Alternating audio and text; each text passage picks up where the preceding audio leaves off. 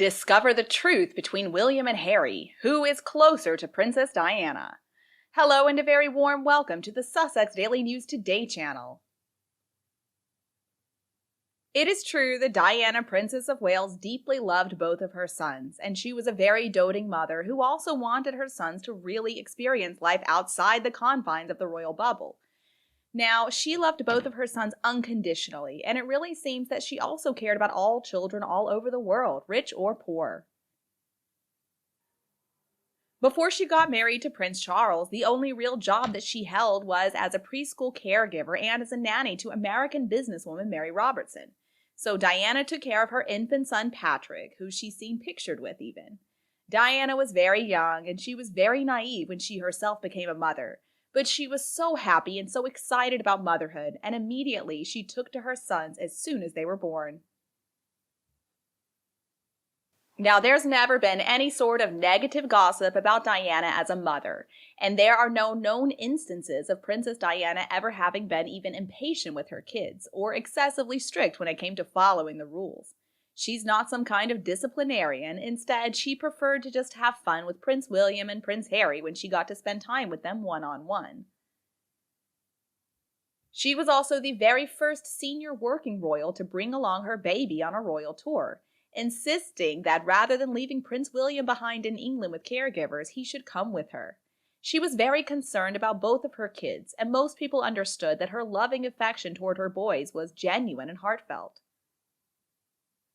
But as close as she was to those boys, she wasn't necessarily a mature woman, and she wasn't always prudent in doing what was best for them looking back. She was Princess of Wales, so that meant that she had an incredibly busy schedule that really stopped her from spending as much time with her kids as most traditional mothers want to do.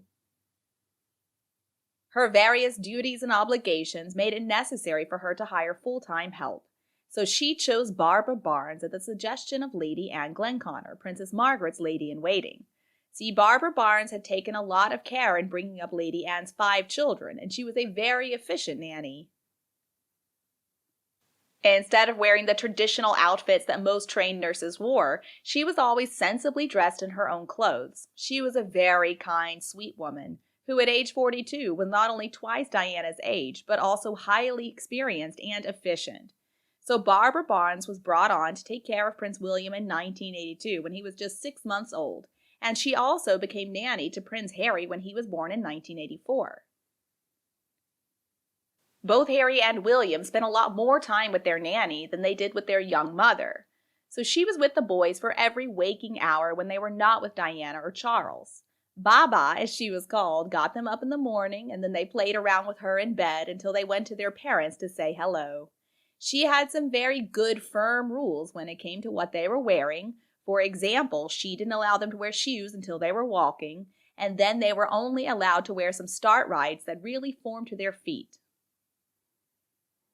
She was a lot more hands-on than most nannies, and she was much more of a surrogate mother, really. She taught them how to walk, she taught them how to talk, taught them how to read, and she also chose all of their clothes that they wore. She was the senior proprietress of the nursery room floor rather than Princess Diana, and it seems like Princess Diana really began to resent her. Her influence was so great, and Diana was a bit jealous. Now, looking back, it is possible that at least some of the decisions that Princess Diana made about the boys were not in their best interests. And the fact that Barnes was dismissed abruptly was an example of Princess Diana being unable to respond to certain circumstances that challenged her authority and consequently fueled her own insecurities. The boys were extremely close to Baba. They spent a lot more time with her than they did with Diana. And she started to believe that Baba had become too possessive of them, and so she fired her after she had gone to one of Princess Margaret's parties. Now, while on her vacation, Barbara Barnes had rubbed shoulders with celebrities, and Diana seemed to have thought that that was going above her station. Seems to be a pretty pathetic reason, though, for getting rid of someone so beloved. I mean, why should Diana care so much about her nanny going to a party with a few well-known people, when she claimed that she was the people's princess? Is her nanny not one of the people as well? It's pretty contradictory coming from a woman whose own public image was non-class conscious. It's also ironic considering that Princess Diana herself had been a nanny before she married the future King of England.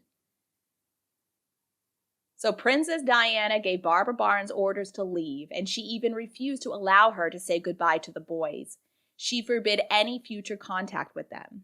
As Robert Lacey wrote in his book, Battle of the Brothers, from Prince William and Prince Harry's viewpoint, it was as if their nanny had just vanished into thin air, and that's because Diana forced her to pack up her things and leave the nursery immediately and without any sort of warning.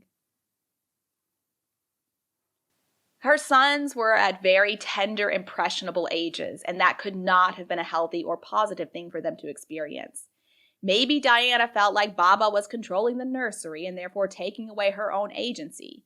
But from all accounts, Baba was a truly wonderful person and nanny, and the boys absolutely loved her. In fact, long after they became adults, the boys kept in touch with her, and Barnes was even on the guest list at Prince William's wedding to the Duchess of Cambridge. He never forgot the woman who took such great care of him when he was only a baby.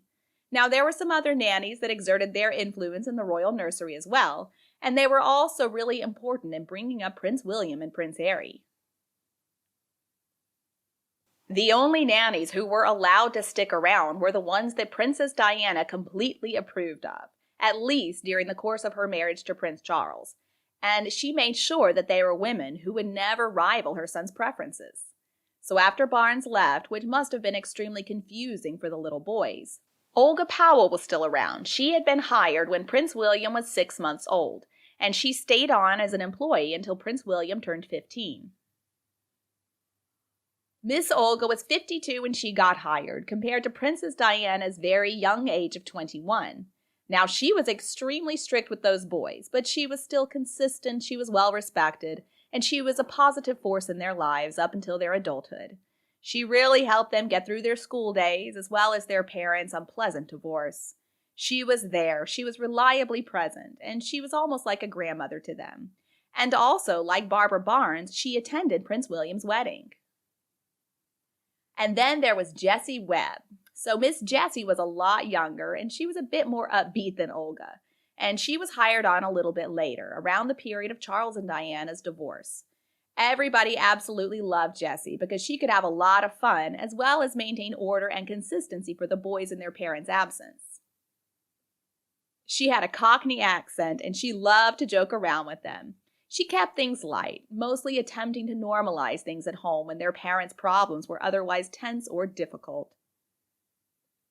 In the next video, we're going to tell you more about this story. If you find the information interesting, please click that subscribe button below to subscribe to the Sussex Daily News channel so you won't miss a new video. And please share this video for everyone to know about our information. Thank you so much for watching, and see you in the next videos.